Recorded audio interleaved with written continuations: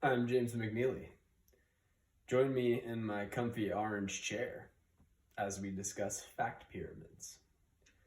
Fact pyramids are designed to solve a very common problem that occurs for many students in many grades at all levels of learning.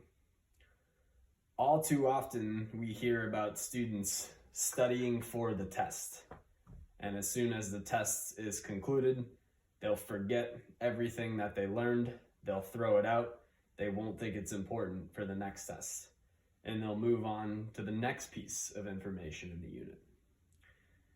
Students such as this, which is sadly a high population, will read text thinking that every little detail of the text is important.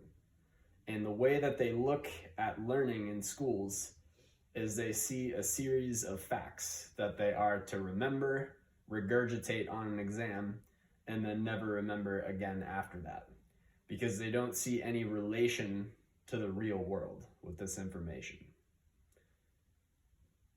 As one of the writers said, these students have their school brain and their real brain. They don't see any relation between the two. Fact pyramids are meant to solve this problem, and they're meant to give some structure to the facts that students are learning. Because at the end of the day, we're human beings and we tend to forget certain information. There's no way we can possibly remember everything we learn. So for that reason, we need to be very explicit with our students, and we need to tell them what the most important information is. No longer should we be pretending like every little fact they learn is important, because we know it's not in the long term. One analogy that we can use that will help us to do this as teachers is to conduct a little thought experiment, kind of like Albert Einstein. Imagine that you run into a student that you haven't taught in years. You see them years later, maybe 10 years after you taught them. What would you want them to remember about your content in your class? Of course, you probably wouldn't assume they would remember every little detail and every little formula in your math class, for example. Or if you're an English teacher, you definitely wouldn't expect them to remember every detail of every book you read. But what would you want them to take away from your class? What's the most important thing in your class? What is everything building towards in your class? This is what fact pyramids are going to help you to do. So fact pyramids, we can represent like this. So at the very top here, we have the essential knowledge. Now, the essential knowledge is exactly what we've been talking about. It's the most important concepts in your whole class.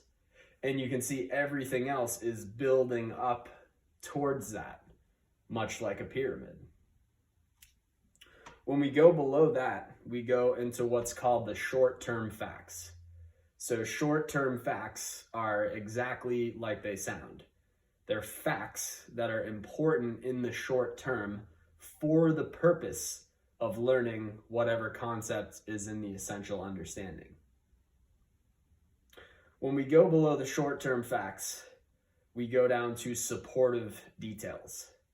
So these are the most specific details in the unit. And their main purpose is to provide examples so that we can better understand our essential knowledge. As we can see, everything builds up to the essential knowledge of the course. This is how it should be. And this is how we should teach students. We can no longer pretend like every little fact is important. So we need to explicitly tell them what the most important stuff is, that's the essential knowledge, and then what the minor details are. Because here's the thing about the supportive details down here. They can help students to glean a higher level of understanding, but after that level of understanding has been attained, they're no longer important because they never had importance of their own. Their only purpose is to support our essential knowledge. As a math teacher, I could use this model and I could use fact pyramids to help my students learn. For my unit on systems of equations, the essential knowledge that they should take away might be that we need the same number of equations as the number of variables we're trying to solve. For example, if we have 2 unknowns, we need 2 equations to solve for that. If we have 3 unknowns, we need 3 equations, and so on. This is one of the most important points of the unit that I would expect them to remember even years later. Below that would be the short-term facts. Now, these could be the different methods of solving a system of equations, such as substitution, elimination, or by graphing.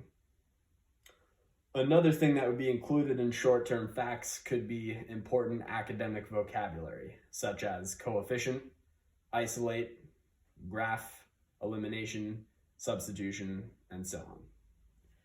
Now, at the very bottom with our supportive details, these would be several examples of solving equations, either by substitution, elimination, or graphing. After students have done several of these examples in the supporting details down here, the goal is that they would be able to build up to the essential understanding here. And the examples don't have much importance on their own, and their only purpose is to support the essential knowledge. We are always building up to that. So I hope you learned something today about fact pyramids, and I hope that you might employ that in your own class in the future. Thank you.